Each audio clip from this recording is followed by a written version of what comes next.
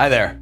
For those of you who don't know me, I'm John Chang, and I lead the research and advisory services team for Marcus & Millichap, a leading commercial real estate brokerage and financing firm. Now I'll shift over to commercial real estate sales trends. Commercial real estate transaction activity last year was record-breaking. There were about 29% more transactions in 2021 than in 2018, the previous record year. A lot of the gains were driven by the three property types that outperformed: apartments, self-storage, and industrial. But demand for hotels and retail also showed positive traction.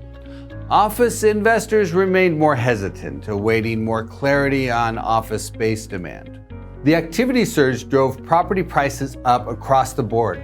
Compared to pricing at the end of 2019, before the pandemic, office properties had the most modest gains, just 12% on a national level.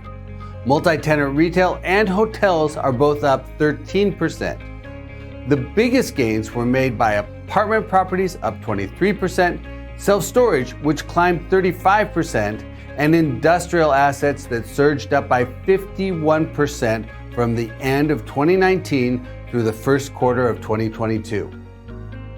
There was tremendous market liquidity last year. Capital was chasing yield, stability, and upside potential.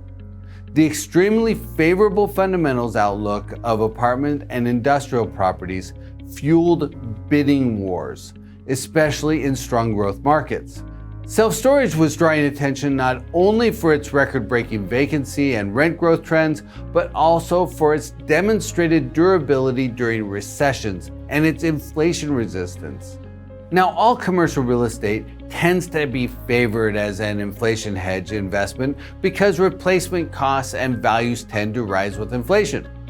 Hotels, self-storage, and apartments have additional resistance because they can move rents with the market.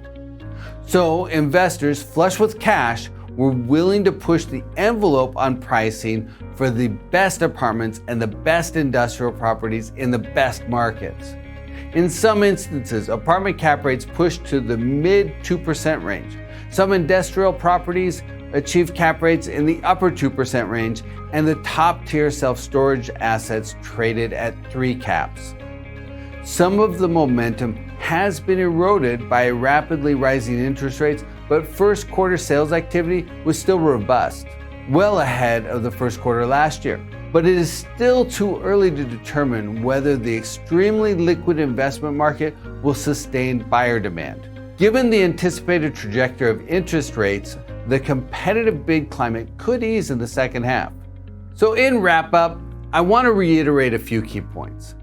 First, despite the headlines, the U.S. economy is still strong and it will continue to support commercial real estate space demand.